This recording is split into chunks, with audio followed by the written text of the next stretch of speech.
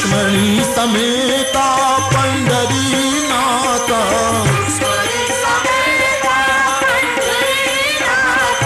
पंढरीनाथ, पंढरीनाथ, रुक्ष्मणी समेता पंढरीनाथ,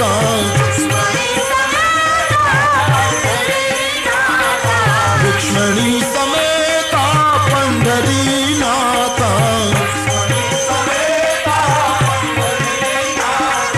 पंढरीनाथ, पंढरीनाथ, पंढरीनाथ, रुक्ष्मणी समेता पंढरीनाथ,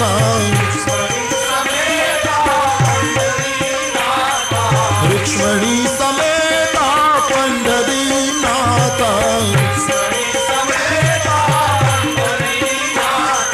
पंढरीनाथ, पंढरीनाथ, पंढरीनाथ, रंग रंग विठला भक्ति रंग विठला, रंग रंग विठला भक्ति रंग विठला, रंग रंग विठला भक्ति रंग विठला, रंग रंग विठला भक्ति रंग विठला, रंग रंग विठला भक्ति रंग विठला,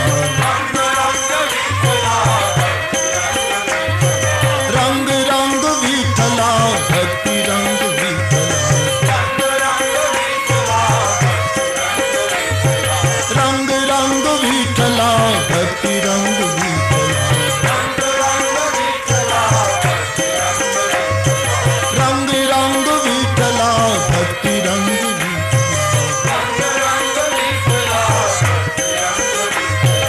ओ विठला, ओ विठला, ओ विठला,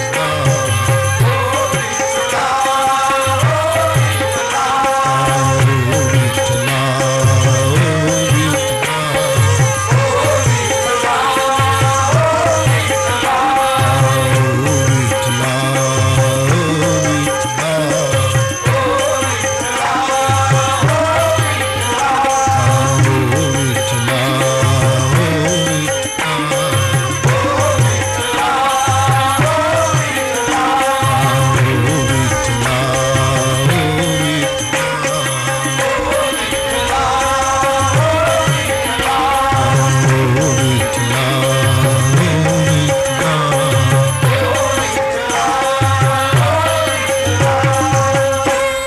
रंग रंग पांडुरंग रंग विठला, रंग रंग पांडुरंग, ओ रंग रंग पांडुरंग रंग विठला, रंग रंग पांडुरंग, रंग रंग पांडुरंग रंग विठला,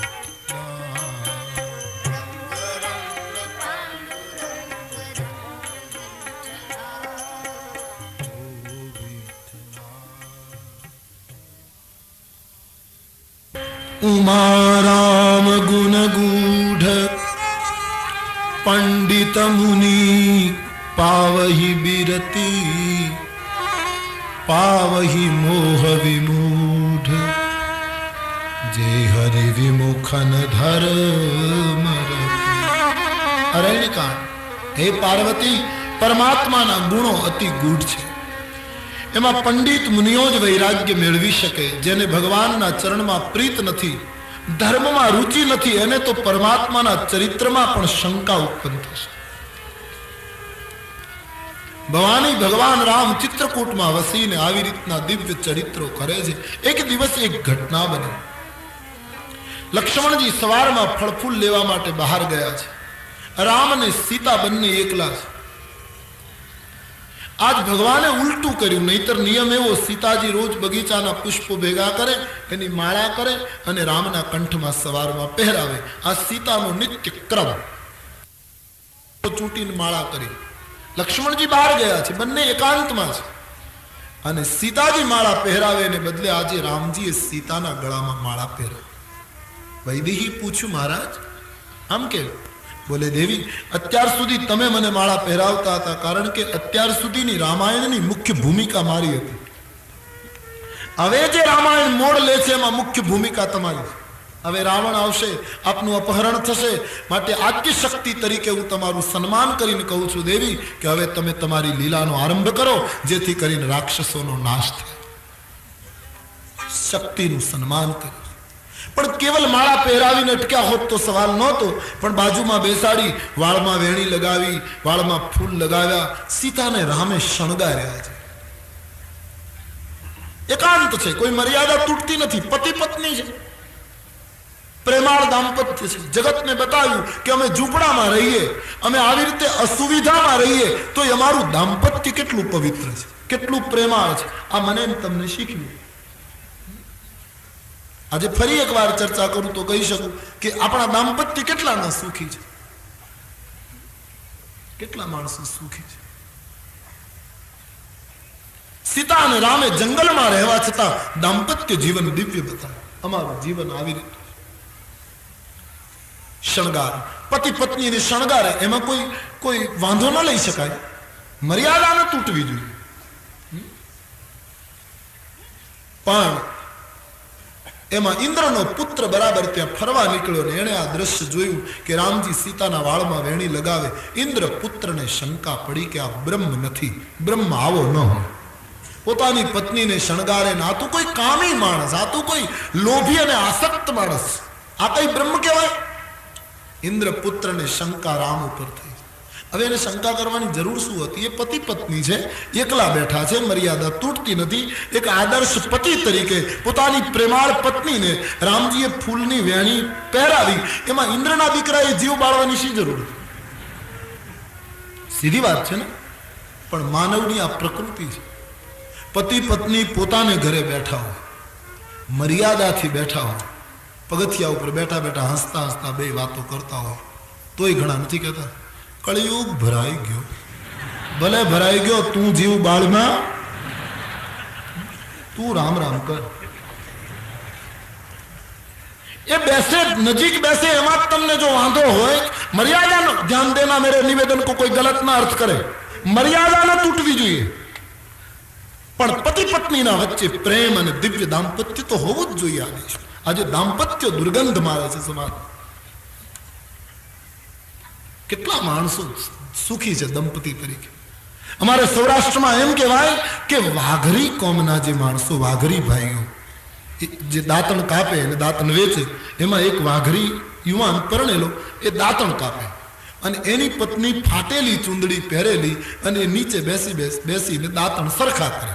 सांजे बजारमां वेचे ने एमां एनुं गुजरान चाले। एमां वरसाद पड़वा मांड्यो। हवे दातणीओ जे बावळ होय एनी नीचे उभा रहेवाथी कई वरसादने रोकी न शकाय, बिलकुल पलળી જ જવાય। पण पेलो नीचे उतर्यो, वरसाद पड़वा लाग्यो એટલે પહેલી એની સ્ત્રી એ પોતાના પતિ ઉપર પોતાની ફાટેલી ચૂંદડી આમ રાખી, બે જણાએ પકડી રાખી અને બે જણા બેઠા બેઠા વાતો કરે। આપણે કેટલા સુખી છીએ। જેને આટલું નહીં હોય એનું શું થતું હશે? આનું નામ જીવનની મજા, આનું નામ જીવનની સુગંધ। દાતણિયા બાવળની નીચે એક ચૂંદડી ઓઢીને પલળતા પલળતા બંને જણા એમ કહે કે જેની પાસે કાંઈ નહીં હોય એનું શું થતું હશે? આનું નામ દાંપત્ય। અને આજે સમાજને બધું છે તો એ દાંપત્ય તમે જુઓ। કોઈએ બહુ સરસ કહ્યું કે માણસનું જીવન એવું થઈ ગયું કે પરણે પછી એક વર્ષ એવું જાય, પતિ બોલે ને પત્ની સાંભળે। આ લગભગ બધાના અનુભવ હોય। પહેલું વર્ષ એવું જાય, પતિ બોલે ને પત્ની સાંભળે, પછી બીજું વર્ષ ઉલટું થાય, પત્ની બોલે ને પતિ સાંભળે, ત્રીજું વર્ષ સાવ જુદું, બે જણા બોલે ને પાડોશી સાંભળે। આવા કંગાળ દાંપત્ય લોકોના થતા જાય।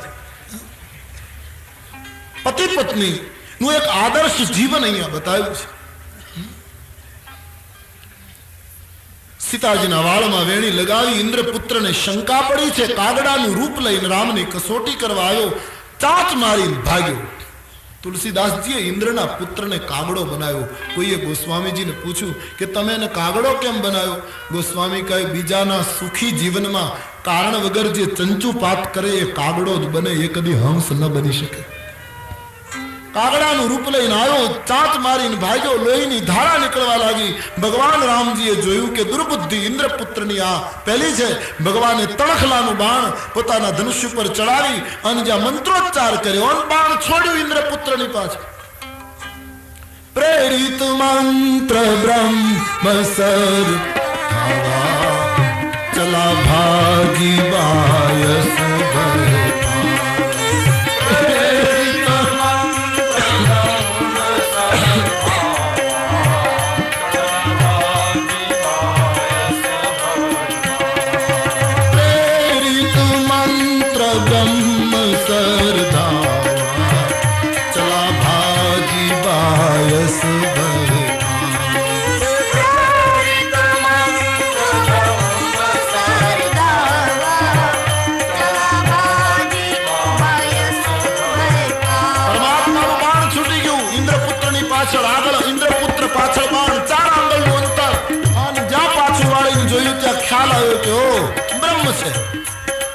બાણ છૂટી જાય ને પછી તો બધાને ખાતરી થાય કે બ્રહ્મ છે.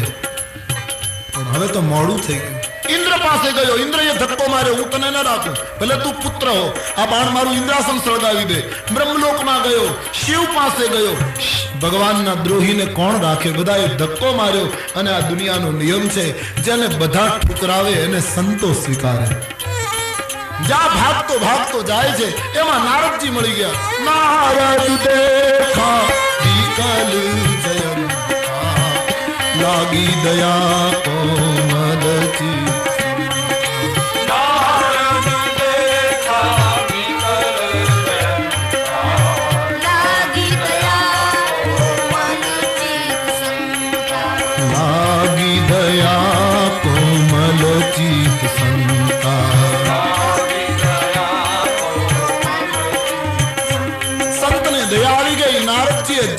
ઇન્દ્રના પુત્રને અટકાયો. હે જયંત, શું છે? બાપજી, આપના પ્રતાપે આ બાણ અટકી ગયું છે. મિત્ર, આ બાણ હમણાં મને મારી નાખશે. મેં ભૂલ કરી.